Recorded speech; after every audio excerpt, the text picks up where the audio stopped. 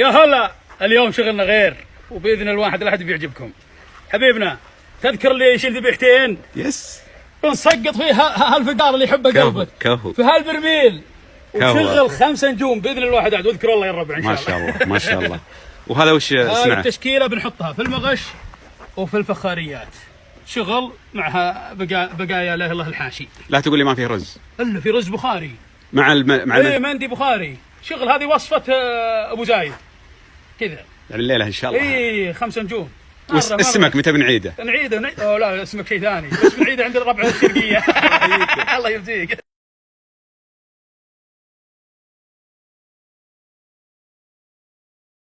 ما شاء الله تبارك الله.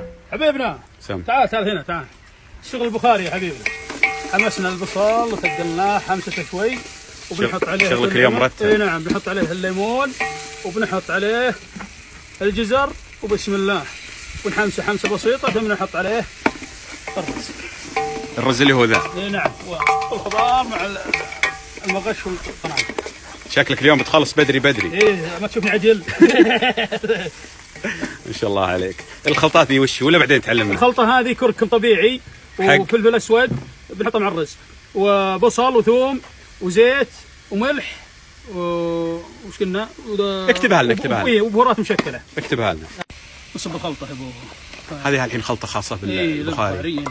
اللي قلناها قبل شوي وبنكتبها. لا نكتبها بس اكتبها، مو بتسوي بنا مثل ذيك الليله. بكتب وبزين وبصلح ولا زينت شيء. تدوخ الواحد بعد العيشه ويثقل عليه ويشرب له الا قهوه مختصه ويدوخ وينسى كل شيء. طبعا تسبكت الان مثل ما انت شايف. عاطت اللون بلا خبيزه دي ابو جاد. والله الريح. بلا رز بلا. والله الريح يا الربع.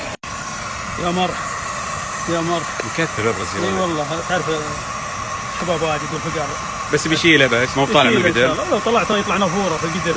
المندي مندي الصحراء ذا يطلع عمر بركه.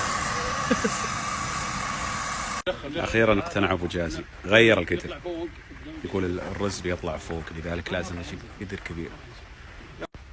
طبعا يا حبايب لازم الفقار يعطاه يطول العمر من جوا شوي عشان يصير الاستواء تحت. يعطيه ايش؟ يعطيه شوي يطول العمر بهالسكين ذي جغده لين يدوخ.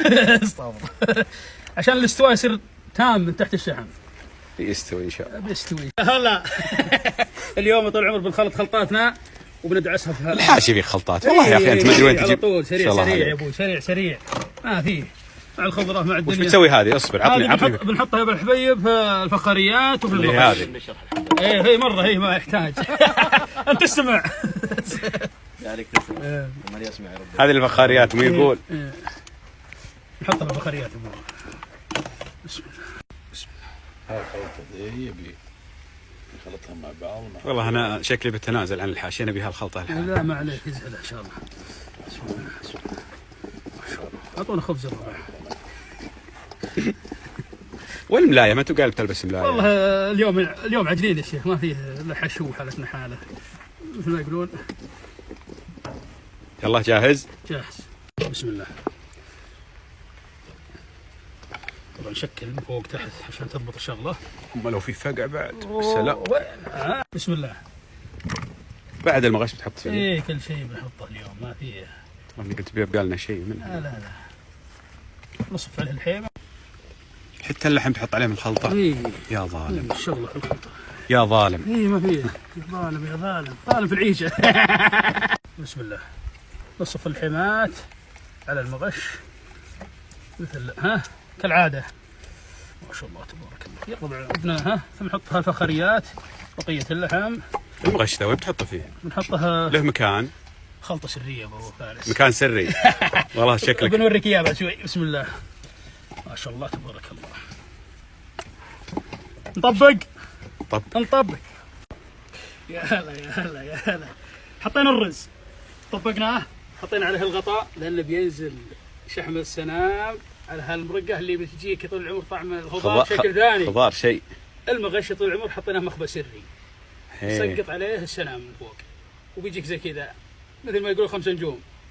وتشوفون شغل. يلا هاجل جيب السنام خلينا ابشر طال عمرك. نجيب لك الفقار. ما شاء الله الحاشي اللي يحبه قلبك. صلي على محمد. اللهم صل عليه وسلم. بياخذ البرميل. بياخذ البرميل ان شاء الله. كفو. بسم الله.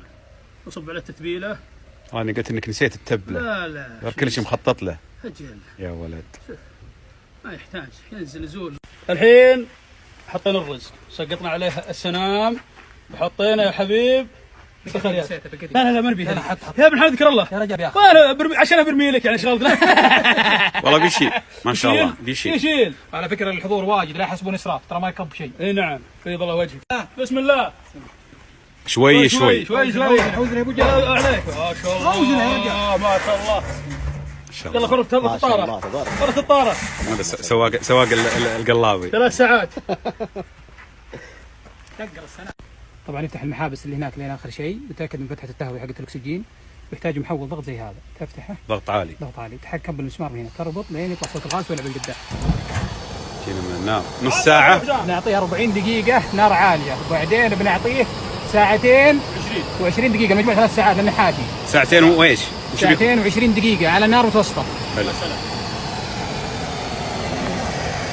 ارفع عليه عطى. ما هذا؟ هلا والله مرحبا. انت جالس عند البرميل من اليوم، ها تحتري هالفقار يطلع باي طريقه. انا قاعد نقطع السلطه. ليش ما ناديتني طيب؟ والله عاد تعرف يعني نبي الخلطه سريع مثل ما يقولون، وبشرت لحقت على الخلطه السريه. طيب طبعا الليمون بقشره يعطي نكهه مع السلطه. وهذا دبس الرمان نحطه؟ لا دقائق بنحط الليمون يا ابو فارس. بسم الله. انا ما اعرف الوصف. ما شاء الله تبارك. تكتب لنا ذي بعد حق السلطه؟ نكتب كل شيء بس خلنا ناكل الحين وبعدين. طبعا نحط الدبس. ها عجيبه السلطه عجيبه. ذقتها ابو فارس ذيك اليوم؟ ذاك اليوم شيء احكم. طبعا نحط الدبس على الليمون، مكونات طماط وليمون وجزر مبشور وخيار وخس، وانت احكم. وهذا اللي هو دبس الرمان. اي نعم حطينا ولا يضاف بصل ولا شيء؟ مره حطينا عليها عصره ليمون بعدها زياده. يعني حامضه مره. نقلبه عشان الخليط يضبط. ونروح نشيل البرميل. أيوة ما عاد بقي الا 10 دقائق. كم باقي؟ 10 دقائق؟ يس. خلاص السلطه جاهزه. وبعد مرور 3 ساعات خلصنا. فكينا اللي حق الغاز، ونقول ان شاء الله انه مستوي. مستوي باذن الله. ان شاء الله. انت معمندي صحراء.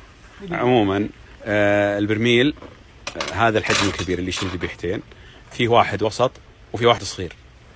احط لكم كل المعلومات الحين قبل يشيلون الشباب. بسم الله. بسم الله. الله يستر. ما شاء الله ما شاء الله ما شاء الله ما شاء الله.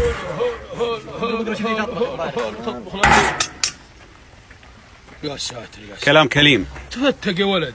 ما شاء الله. 3 ساعات واجد عليها. اي نعم. صح؟ لا زين مستوي. يلا شوف جرب الحمام. وين تجرب لك؟ اي شيء. ما يحتاج شوف ابو فارس. اي شيء. جرب هذه. العضل انا طالب. العضل. شوف يا الربع. لا اله الا الله. ما شاء الله ما شاء الله ما شاء الله ما شاء الله. شفنا الرز يا ابو جازي. بسم الله. بخاري يا الربع. بخاري. ها. قطن. بالله انك مبدع. الله يوفقك دنيا. اي والله. مدرسة ابو فارس. المستخبي والله صدق. الله يسعدك. والله العظيم. المستخبي ايش الله سوى؟ يوفق دنيا. المستخبي. توك للحين. المستخبي بنرفع ونوريكم المستخبي. الله يسعدك. بسم الله. والله معلم بخاري. ايه ما فيه الا قوة بخاري. ها نثري يا ابو مندي بخاري. جت. والله بغى يدخل جوا الفرن. ما شاء الله ما شاء الله ما شاء الله. ما شاء الله. اللهم صل على محمد. طالع اللهم صل على محمد. وين المستخبي ذا؟ وين راح ذا عدله؟ اصبر يا ابو حزام تكفى. اصبر هو مستوي. وش مستوي؟ فتت. لا اله الا الله. بالعافيه. بسم الله. انت بتحطن كذا ما هي تحط على السفره وتوزع في البوادي وشغل. ما في بنحط على طول. بسم الله عليك يا ابو جازي. شغل مطابخ هذا. حرن علي. ما حر لك كلام رجال كله. يا ربي. ما شاء الله تبارك الله لا قوة إلا بالله. اللهم أدمها نعمة وزدها واحفظها من الزوال وارزقنا شكرها. اللهم لك الحمد حتى ترضى، ولك الحمد إذا رضيت، ولك الحمد بعد الرضا، ولك الحمد على كل حال. ناديهم يا أبو جازي. خلهم يسمون تكفى. أنا ما قمت أقاوم.